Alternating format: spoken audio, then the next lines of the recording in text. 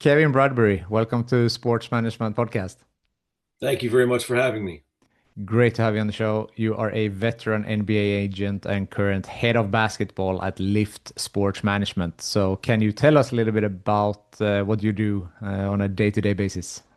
Yeah, well, I thank you again for having me on the show. I think the greatest part about my job is that I wake up every morning not really sure what I'm going to do today. I had one meeting scheduled, and that was with you, right? And then the rest of them have been. I've probably had 15 calls already this morning that I've handled. Some international stuff as well for our guys, and we're right in the throes of recruiting and everything else that we're doing. So you don't really know on a given day what you're going to do or what fire you're going to have to put out. And that kind of keeps it fresh and keeps it exciting. At the same time, you get to see a lot of different scenarios all the time.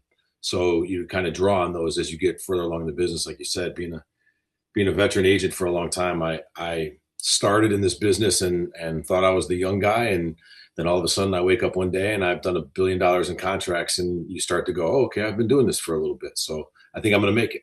All right. But I think the most important thing is that I try to stay humble, and I know I'm only as good as my players are. I like that mindset.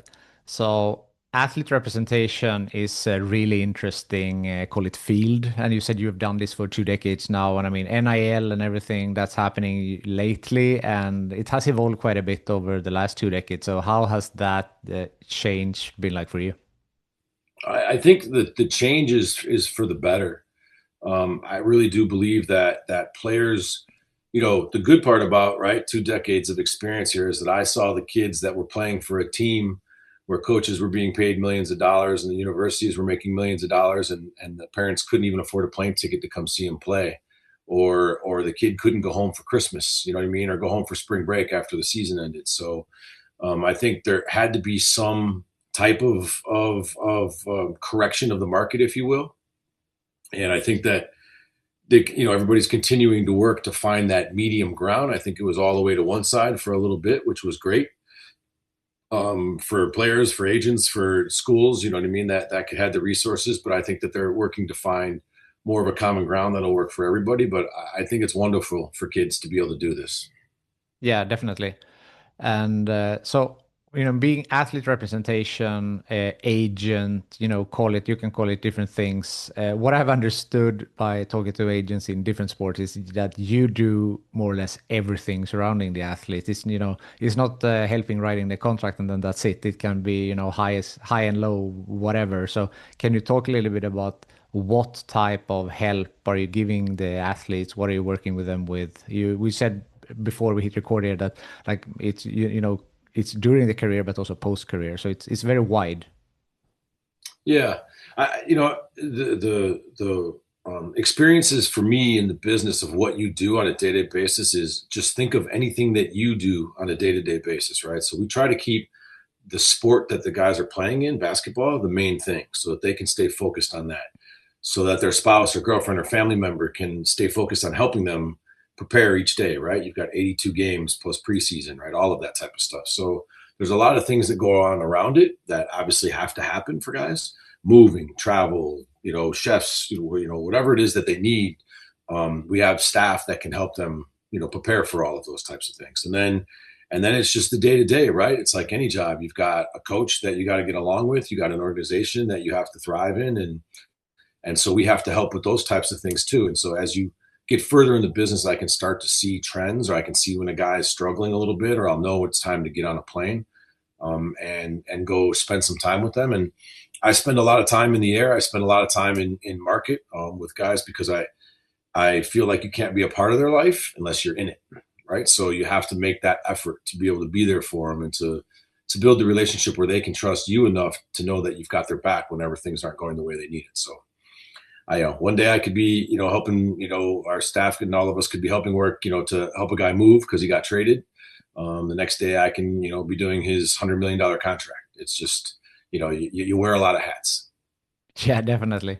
So it's the trust piece that you mentioned there, it's that one of the most important one, you would say, for a I think successful that, that, partnership. that, that trust is probably the basis of the entire relationship, right? You have to have guys that, your players have to know that you have their back in any circumstance. And it doesn't matter, listen, a lot of times, right? It's like whether they're right or they're wrong, you've still got their back. And you also, I think, have to have enough of a backbone to be able to tell them when they're not right, but you do that in a conversation with them to help them be better. It's just, these are young men, young women, right? You have to be able to help them understand as they move along in life and make mistakes. It's it's ironic because when I started in the business as a young man, I was helping these guys and then thinking about my life and how I could apply that to my own life, right? And now I've got kids and I'm helping them, and I think of the things that I've done for my players and folks, and it's made me like apply that even into my own life with my kids. Like, no, here's how we do this, and here's where you're going to bump your head, and here's what, you know what I mean. So it's a great experience, but it's also the most rewarding part about it. And one of the reasons why I'm so excited and energized every day to still be a part of it is because I know that I'm helping people achieve their goals. Right? It's not it's not about the money, right? It's not about a lot of those things when you're in the day to day, right? When you look back on a guy's career and he made this and he made that and he achieved these accomplishments, you feel good that you helped him do that. But on the day to day, man, we're trying to survive 82, right? We're trying to win, and we're trying to get our numbers and still be a team guy and all of those types of things. So there's a lot of work that goes into it. So you just kind of put your head down and grind. For sure.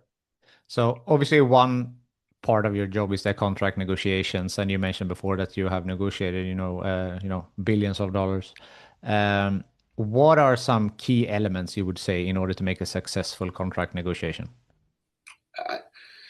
I think the most important thing is experience. And I hate to say that to all the young folks out there that you've got to get some experience, but even working with somebody that has some experience, right? I remember early in my career, it's super early, like a couple weeks in, great story. We were doing a max contract for a max player, right? And obviously the head of our agency was the lead on the negotiation. And he said, come with me, we're going to negotiate this max deal. So we flew into market and we sat down and we were, talking at the table, and the player was there and everybody. And I was like, cool, here comes the negotiation. I'm going to learn. And the general manager slid the contract across and said, here's the max with everything in it. What do you guys think? And the player looked at it and says, yeah, I'll do it, and sign it. And then we went to lunch, and I was like, oh, this is super easy. I can do this. Right. And I wish they were all like that. Right. But they're not. So I think there's a big component to knowing the marketplace, first of all, and not just the comps for a player where you can look at guys who averaged this number and did this, this, and this. You also have to be very smart in what teams have money, right, in the marketplace that year. You also have to look at what the teams are willing to pay and what their needs are. So there's a lot of factors that go into that. And then I think the strong part, after you have all of those numbers and you can enter into it, is being able to have relationships with the teams and the general managers, the owners, the presidents, all of those folks, because everybody's in the mix when you're doing a deal like that nowadays. And so you have to be able to have them trust you and know that what you're bringing to the table is real. And the consequences of us not reaching a deal on everybody is also on the table as well. So I try to look at it from all sides in myself and then do what's best for my client. That's interesting, because the trust piece is not only with you and the client, it's also with the teams and everyone on the teams, Yep. as you said as well.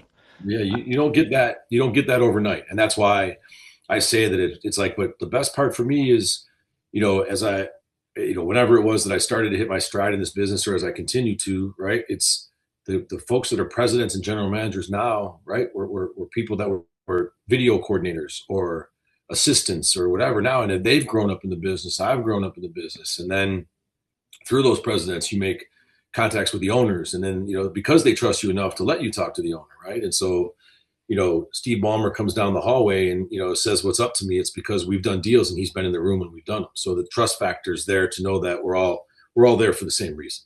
Yeah, and it's so important because sports is actually a small industry, and I mean basketball definitely. And if you're gaining, like say NBA, then most people know each other that you're there. So if you're doing not a good job, people will know about it. And on the flip side, if you're doing a good job and they know that they can trust you, that word will spread as well.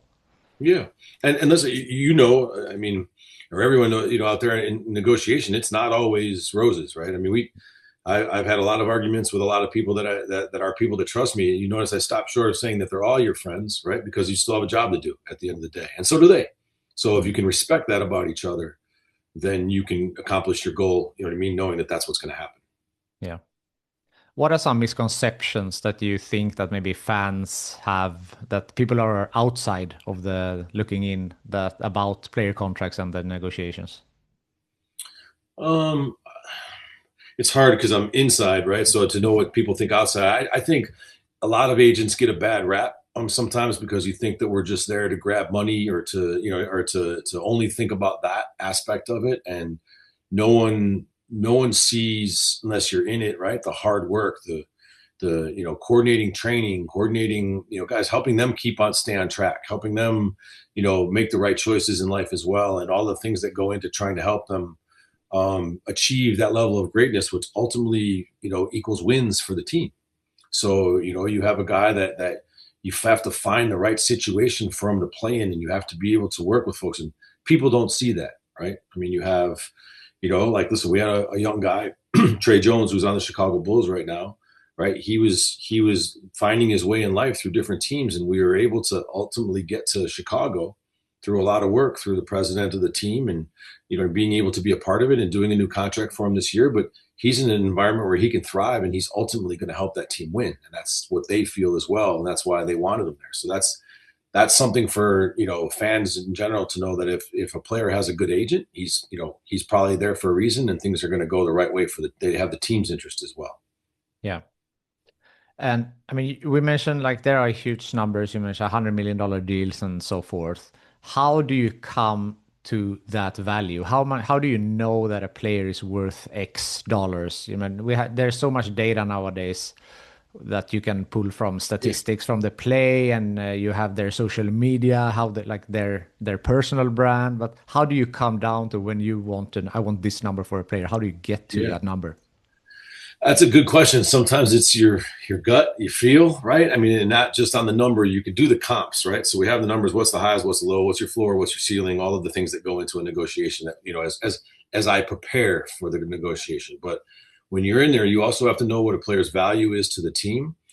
Also what the marketplace is for him with or her with other teams, right? That's important to know too, because right now with the new way the salary cap is going and with the aprons and everything, you really have to be wanted by your home team in order for you to have a marketplace away from your home team, because you have to be able to potentially re-sign. There's a lot of teams that are in the apron right now, right? And that's going to ease up and as people adjust to the cap, and then we'll get to another way of looking at it. But you have to be able to adapt in any environment and know, hey, this is what's going to happen and not going to happen. And I've got some good cap guys that work with me that do a really good job, and then people on our team inside of the agency that are just basketball folks that we analyze that stuff at nauseum, because you have to really take a look at that. You don't want to make a mistake and have a guy turn down a number, right, and then not be able to get at least that number somewhere else if it's a better basketball situation, or a bigger number, if that team would value him more. So I think you'll see signing trades coming in, or guys signing and then getting traded, and teams working to try and retain the players that they have, and then using the chips that they have inside of that to trade for players they want, as opposed to just being able to go out in free agency and drop one on a guy. Yeah. And I mean, it must be also important how, I mean, if the player feels good in that, like maybe they have a partner that they bring along or a family, and you go to a new town and so forth. If they feel good, they play good, I guess, many times. So that social aspect of it is also important, I assume. Yeah, here's the best part about this job. Every single player is, and I say this all the time, and my coworkers sometimes laugh at me, but every player is their own canvas, their own template, right? You have the way that you do things, but some players come with four people, right? Some people come with a mom and a dad and a sister or a brother, and some come just by themselves, right? And so you have each one of these situations that over the years of seeing it, you can draw on the experience to be able to help them, right? In that environment, just the social aspect of it, the young kid in a city he's never lived in before, coming out of college where he was the man, and now he's toiling away in the NBA, trying to find his way. So you have to be able to support him in the way that you do. At Lyft, we've got some amazing client service people that's what all of our job is, right? Is so when a guy's there, you read what it is that he has, and then help those folks help him, And then if he doesn't have those things, again, it's about us helping him, to be able to make that adjustment, because that's half the battle. Teams do a really good job nowadays as well, understanding that part of it. And so it's still a business for them, but they try to create environments for players to have more, kind of team camaraderie, right? Where they're a common place where they're eating with full chefs now, so that they can have their breakfast and their lunch at least 2 meals a day, where they're kind of eating when other guys are eating, stuff like that. So, or when they're on the road doing different kind of, kind of get-togethers and things like that, just to kind of help guys make that adjustment, especially the young guys. Yeah, for sure. You mentioned also international players that you're dealing with those as well. So is it a big difference in speaking with international players versus American players, or different leagues, stuff like that? The time zones obviously make it a little bit tougher at times. So, you connect with your guys as much as possible. I try to stay a little more regular, right, in the communication with them, whether it's once a week or whatever it is that you're doing it. So it's like they know you after a game or something, you can reach out to them. But I go over there twice a year to go see them too. So I'll spend 4 or 5 days. I have a number of players playing in like Istanbul and Turkey, in that area, and then guys that are playing around that area. So you can make a trip and you can kind of map it out, and with our groups that work over there, to be able to come in and hit guys. And then around the Final Four is a great time to go. I've been fortunate to have a guy win a EuroLeague championship and be the MVP, in Nigel Hayes. So that's a great one to be able to come and watch all of the work and sweat and toil that he went through to get to the top of that mountain, and then to see it come to a championship. So but I think we're lucky, I should say, fortunate in basketball, that you have another environment that has such high level of play that guys can go over and still make life money, right? Because at the end of the day, this is a business, and my job is to fill their bank accounts, so that one day when they're done playing, they can ask me to help them find a job because they want a job, not because they need one. Yeah, I like that mindset. And are you looking a lot to recruit new players? Because I mean, US alone is a big country, a lot of like, yeah, of course, 330 million, not all basketball players, but still a big country. And if you're adding, different continents to that as well, then that's a lot of basketball you need to watch. Yeah, it is. And and listen, you see the numbers on how many players in any given draft are foreign players. So if you look at it this way, if you're 30% of the players are coming from Europe, right, that are in the draft, or 40% even in some years, what time are you wasting spending recruiting only 60% of the players, right? If you're out there recruiting and you're adding new players as a firm, you can't look at just the USA as your marketplace. You have to be global. That's super important. Definitely. What countries are like European? I'm in Sweden, so in more know the Europe market a little bit better.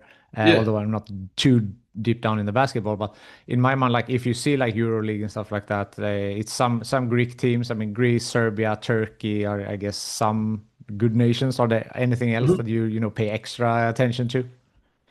I think you can't really close your mind to it, right? That's why we kind of have a wide net that we cast in Europe. But you're right. You hit it on the head with most of those, and most of the marketplaces that I have guys that go play is, I think I have a guy in Italy right now, but then I have several in Turkey. We have a couple in Greece. You know what I mean? And so we have got guys kind of spread around in that area there. France is really come a long way from a basketball perspective too, and they're putting some major talent into the NBA. So you have to look at that as well. So those markets around there are super important. Yeah, definitely. We touched about it a little bit before, but like NIL branding, all of the personal branding that comes in, how much are you working with that with the players to try to boost their personal brands? And yeah, It's a ton of our business, right? From a work perspective, to help these guys. Like right now, portal time's coming up, and you have to. Right now, we're assessing situations internally, assessing situations for guys that might want to move, and then assessing situations for what would be the best fit for them. I think the great part about NIL that's been helpful, and understanding the players making money, and again, I don't want to belittle the money factor, right, for these guys, but I look at it more like how great that you can have an agency help you sit down and look at the film and look at everything to analyze the basketball situation for you. If you're going to make a move, let's make a move where you can go somewhere and really help a team and thrive there, same as we would in the NBA. And then how great is that for the organization too, the university, when we bring them players and talk about how they can fit, and they know that they're getting advice from basketball people, they're talking about it, and then therefore it kind of does some of their work too, and they do their work, and then same type of deal. Like then you can put a value on a guy, right? And I think you're starting to see more where there's a value number, so that we can start to have some comps on that. First few years of it were phenomenal because I didn't even talk to anyone for less than $1 million, right? They say how much? $1 million. You would just say the number, and you're just making up comps as you went along. But it was, the schools didn't know either, so they're like, okay, $1 million, you know what I mean? Like, we'll do that. Now, you know what I mean? Like, what's a guy's value, or the transfer? What year is he? What can he bring to the program? I had a conversation today where a team's got like a Robin that they signed, but they're looking for Batman, right? So do you have a Batman for me? And then what's the Batman's value? Right. So we try to look at all of that when we're helping guys move to a good situation, and then maximizing the amount of money they can make. Some of these guys, the other part it opens your eyes a lot to is that players that maybe weren't going to be professional players, now you can help them. I love it. It's like their career is going to be college. So how do we help them? Can you imagine if you or I could have walked out of college with $10 million in our bank account and a degree? It's life changing, right? I mean, you're going to have a great life. And so how do we take that very serious to a player that trusts us to be a part of their life, to help them enhance their life, right? We'll represent a lot of players over my career, my coworkers' career, but these kids only get one chance. Their families only get one chance. And so for me, that you have to take every one of those very serious. Don't take on people you can't help. Yeah, I like that. So it seems like with this, it has put more power to the athletes a little bit. I think it's more in one way. So has that created a different, or do you agree with that, first of all? I think yes, because players now, hey, listen, being able to transfer, right? Put all the power back. But I don't want to say that it put all the power into the players' hands, because you what you did was you evened the playing field. Because think about it, when a coach signed you in the past, you had to sit out a year. How crazy of a rule is that you go somewhere and then the coach isn't liking you, and if you want to go somewhere else, you have to sit for a whole year just because it wasn't the right situation. Again, with nobody helping you try to figure out what's the best situation. And so you're a family that's coming in this for the first time, and a coach that thinks you could be the right fit. But to him, they didn't have to pay you anything other than a scholarship. So there was no money on the line. There was nothing involved with it. So now you go to the school and the coach doesn't really have anything to lose because it's a scholarship. But if you want to leave and it's the bad situation, you can't go anywhere. So being able to transfer, I think, is it. Everyone says it put the power in the player's hands. I think it evened the playing field. Coach still got to play you. Still got to do all those same things that he had to do, right? But if you're not getting those things, you should be allowed to leave. You should be allowed to go somewhere else. You should be allowed to, and now add the money factor into it, right? You should be able to be a top player and to be paid a top wage for it, right? I mean, that's anywhere else you would go. We used to use the analogy, think about it. If your son or daughter was amazing at building programming for computers, and Microsoft called you and said, we don't want you to go to college, we want you to come straight to us, right? Or we want you to do 1 year of college because you're going to take these classes and then come to us. Or you're going to come here and we're going to pay you this right now, right? You would be like, no brainer. But when you're talking about a kid going to college, you think that, oh, you should just take the scholarship, but you shouldn't be allowed to go to the NBA, or you shouldn't be allowed to transfer to another school. You shouldn't be allowed to do this. You just have to go there and take it. Like, that wasn't a very fair structure either. So I think the greed on the other side is what ended up, with the lawsuits and everything else that helped level the playing field. Guys like Darren Heitner and other lawyers that were out there that fought for the freedom of the players, and it turned out to be, like I said, I think it's more of a evening of the playing field for these guys to help them that way. Yeah, no, that's a very interesting take. And Darren Heitner is a great previous guest on this show as well. So shout out to was him. he? Okay. Yeah, shout out to him. Yeah, I know Darren. He's done some good stuff. I mean, obviously, in helping enhance everything that all of us are getting to do now. Yeah, definitely.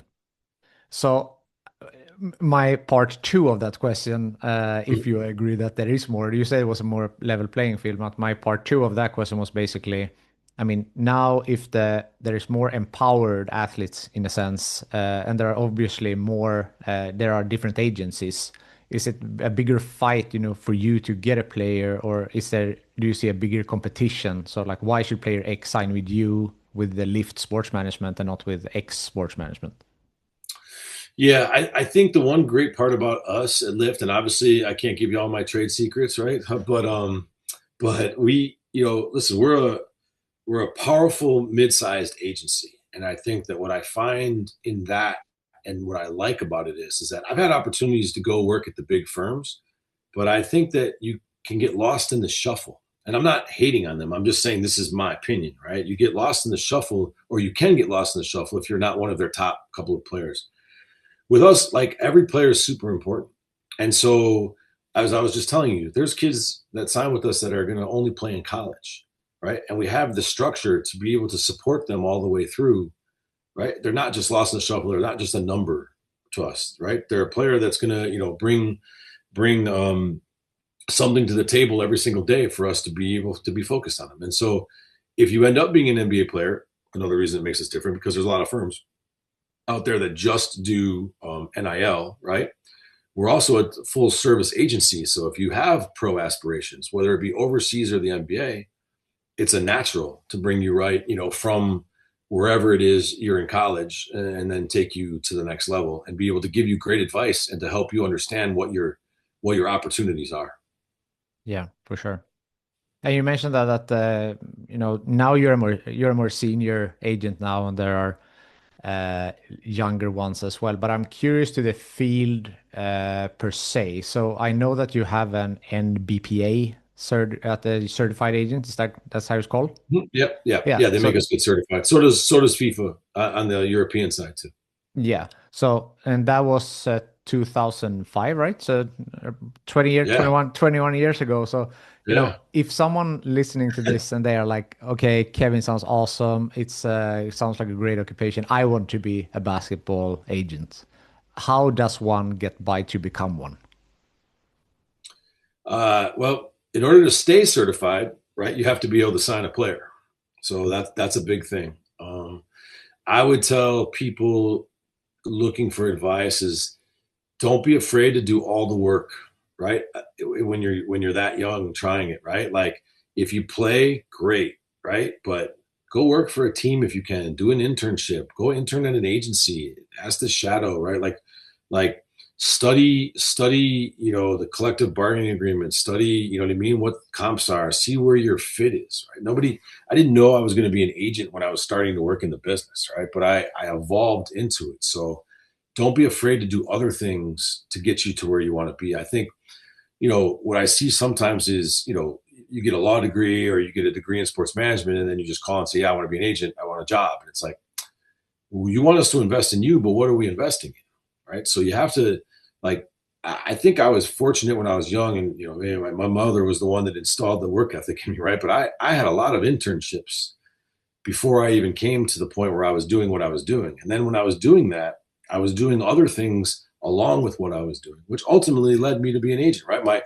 My knowledge of how to make different situations right helped me a lot when I made the transition to being an agent. And I was kind of recruited a little bit to be an agent only because I had the ability to sign players, right? There was a trust factor that I was fortunate that people could see the realness in me and wanted to do business with me. My first client was one where his mother told me that she's like, you're destined for bigger things and we want you to be a part of it with us. So putting yourself in those situations, right, is what helps it. So don't be afraid to get your hands dirty and do the work, right? Go out there and find those internships and do those things and do that research. Make yourself stand out from everybody else. That's really the important part to it, right? Yeah, I love that. And so the to be a certified, is a test. It's some you need to pass, or how does that Yeah, work? now it's a written test, and it's interesting because I just heard this year's test you had to fly to New York and be in a room, and it was literally done with a pencil. So you had to take the test, and then And then Kirk Berger over at the NBPA, he graded them all.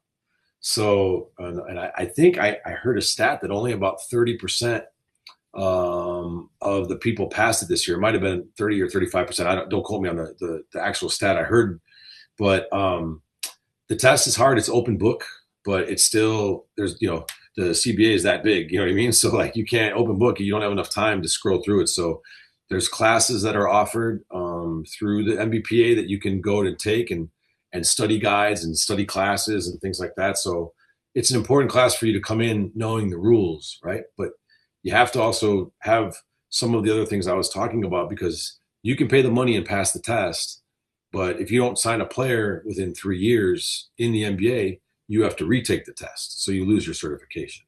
Hmm. So you have to, you know what I mean? Like the recruiting side, the working side, the other stuff, that's super important as well. Hmm. So the certificate is only for the NBA if you are or how does that work? Like, can you Yes. be Yeah. okay? So you can be an agent for lower divisions without a certification? Yeah, and so that hasn't, the NCAA has put some stipulations on. They want everyone to be, certified. Like if you're testing the draft and you want to go back to school, there's things that you have to do through the NCAA. But a lot of this stuff nowadays on the lower level is just a conversation, right? So having the coaches respect you enough to be able to want to have that conversation with you is something that's there. But there's also, I've seen a lot of groups that have just started it up and signing guys and moving them around and getting it done. So if you're good at it and you're hustling, that's a great way. Think about it as a great way for you to help guys make money, to make connections in the business, and then also ultimately some of those guys go pro. That's how you're going to get your pros, right? You have to be able to recruit. That's otherwise, when you have no players, you have no job.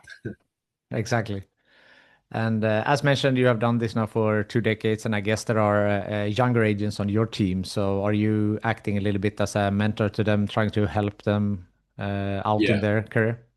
As much as anybody wants to be mentored, I try to do that. I feel like when I came into the business, it was more cutthroat a little bit, if you will. It's still cutthroat of a business, but I felt like it was a sink or swim type thing for me. And that's not a knock on the people that I worked with. I think it was just that everybody was trying to survive, right? So I try to do a little bit more where don't make the same mistakes I did, and it can help you be more successful or to be successful, whatever that's going to be determined by your work ethic. But um, there are a lot of things I learned early in the business that if I had those 2 or 3 years back, maybe what more I could have accomplished. Yeah, no, for sure. But they need to have the drive as well, obviously. But I mean, as you Yeah. mentioned, if you had gone in a few pothole, like pit holes, pitfalls, what do you call them? Maybe they can avoid those at least.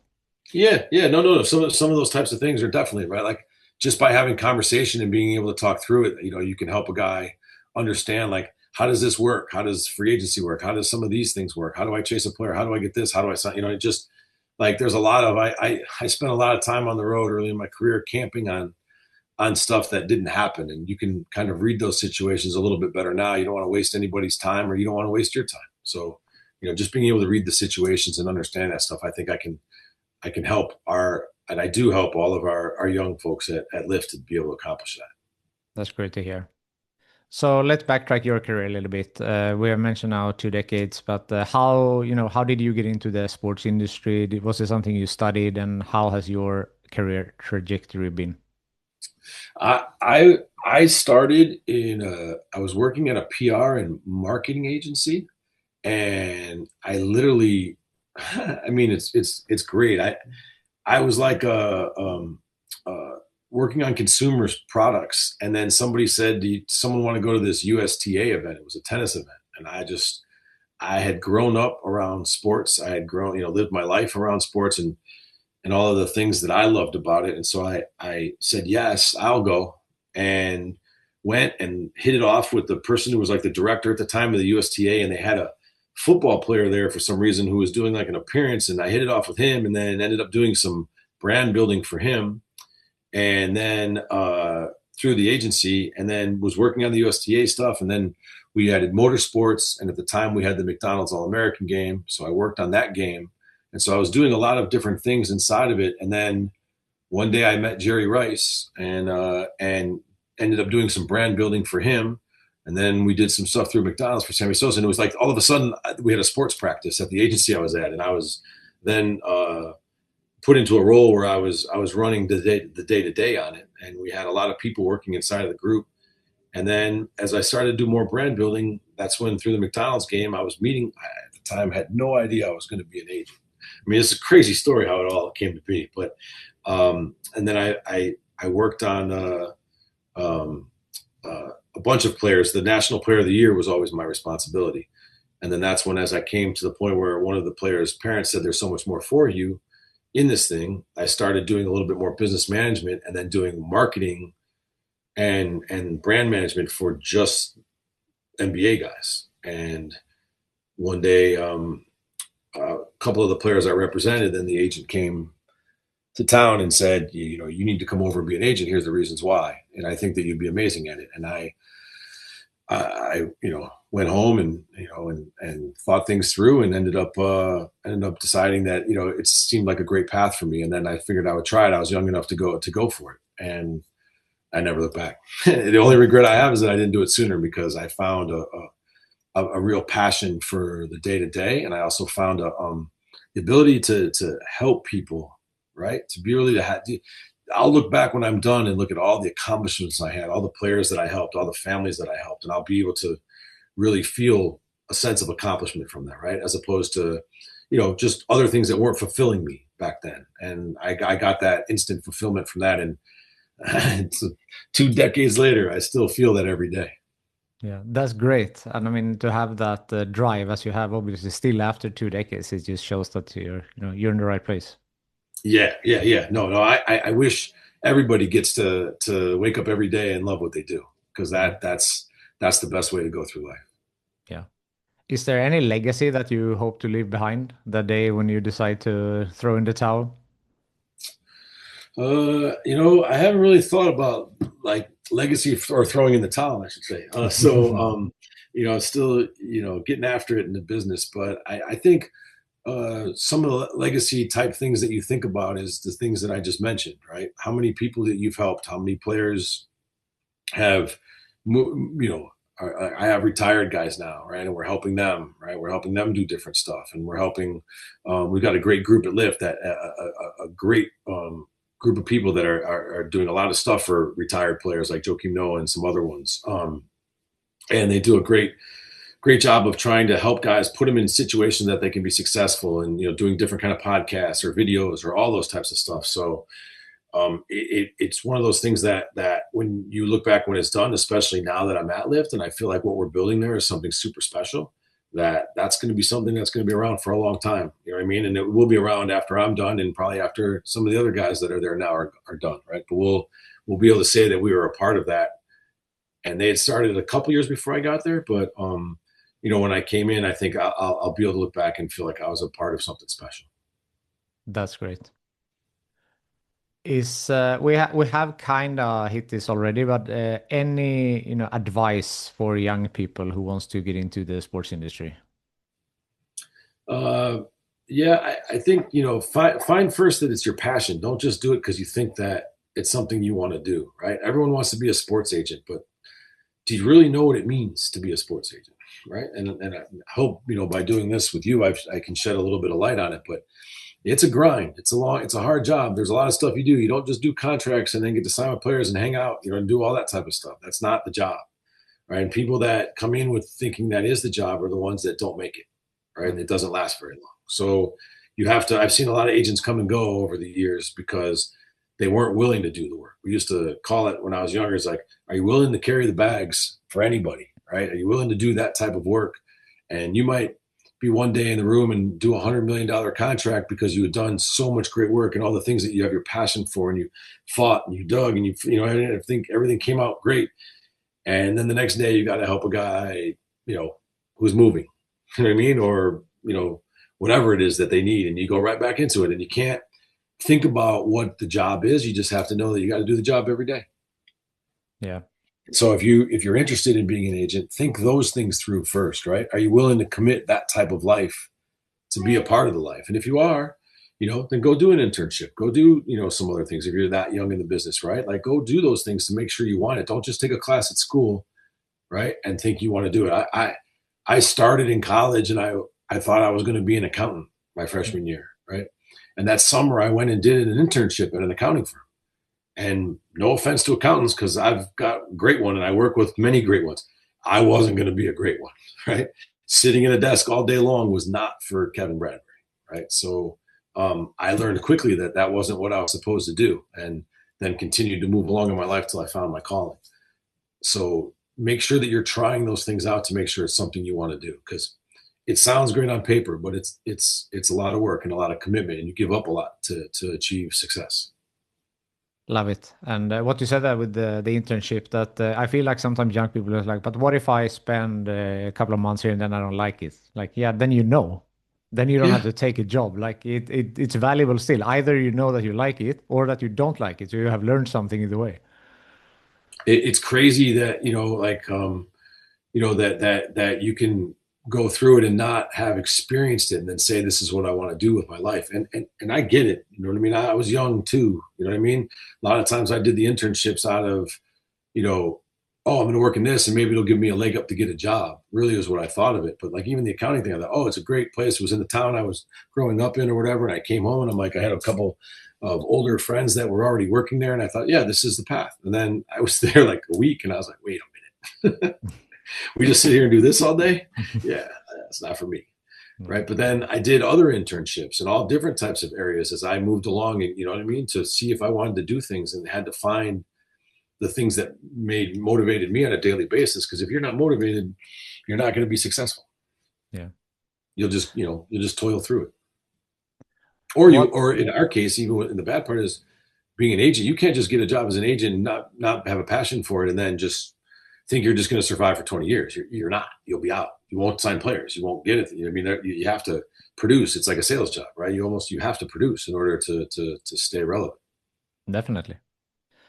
So looking ahead, then 2 decades, and you keep doing this. Do you have any other, do you have like goals, other like specific maybe goals or things you want to achieve, or is it keep on doing great work as you're doing? Yeah, I think the work that we're doing at Lyft is going to be monumental in helping reshape the environment for agencies out there. I really do. I think that powerfulness of of a mid-sized agency. We just added football, so it was one of those things too. So we have a football division now, which is like now we can do multiple sports, and as we add other pieces that we think are important for us to be able to help service our clients even better, that's stuff that for me like literally wakes me up every day, being excited about it. And so for us to do that, and then obviously I've got a nice list of clients that I still need to, do everything they need to done and I need done. And then I also have some young guys that are coming up that are going to be needing the same thing. So I think being able to maximize the experience that I have in this business, and helping people achieve other goals, is something that you can keep doing that for, I don't know how long. Hmm. No, for sure. And I mean, the us that we work in sport, like working with something that we also love, it's a blessing for sure. Yeah, yeah. I think the great part is I've gotten myself to the point where I can do a pretty good job if you need me to do your contract. So I think that as long as I keep my brain sharp, I'll always be relevant in that regards. Sounds great. There's always going to be contracts to be done. For sure. Um, it's been a great 45 minutes or so thus far. I like to end on a networking question. So, who from your network do you think would be a good guest on this show? A good guest on our show. Well, we have, I mean, obviously Mike Miller, who played in the league, right? And he's an agent now, and he's one of the few um, former players that's been able to make the transition and really do a great job of being an agent. He really does care. We also have, Donnie McGrath, who played overseas, and he's our CEO, and he's been kind of the mastermind behind putting all of this together. So like adding football, bringing me on. I recruited Donnie when he was in college, right? And then Donnie came back and found me. And so like it's one of those things where like he's building an agency. It's interesting to listen when he's talking about stuff, and so that's a couple of people I think that could really provide some good insight for young folks trying to figure it out. Definitely. Two great guests. And what a full circle moment there that you recruited him and then he recruited you back. Oh, best part of the story is I helped Mike Miller with his website when he was playing in the league. Like I was doing a marketing thing. It was like through some of his friends. So I helped Mike with his website and I recruited Donnie. And I used to see Donnie overseas all the time because I would go. And so it was one of those things where it's this good that when I joined Lyft, his dad called me. Right. And he's like, finally, you and Donnie are together. Right. So I love his dad. You know what I mean? It was one of those things where like we knew each other through all those years. So yeah, it was a pretty iconic moment for us. For sure. And it just proves again like the power of networking and keeping in touch with your people that you get along during the way and keeping that relationship alive. Yeah. You know what? The best part is you said networking and it reminded me of something. It's just remember every person that you meet is a contact, right? And you don't have to try and wow them or do something with it. It's like just do the right thing. As long as you keep doing the right thing, right? Those people are always going to remember you in a positive light. And eventually all of that builds up to the point where you might be in my position. You might be where you're calling someone and they remember that call, that video coordinator when he tried to call me for something that I answered, right? When I was working on something or anything like that. It's, there is no reason not to just do the right thing every day. And if you do that, right, your network will grow. And then there'll come a point where your network's so big you don't even realize how big it is. Yeah, for sure. Kevin, it's been a pleasure having you on the show. Thank you so much for taking the time I to join. appreciate you. No, this has been really fun. Thank you.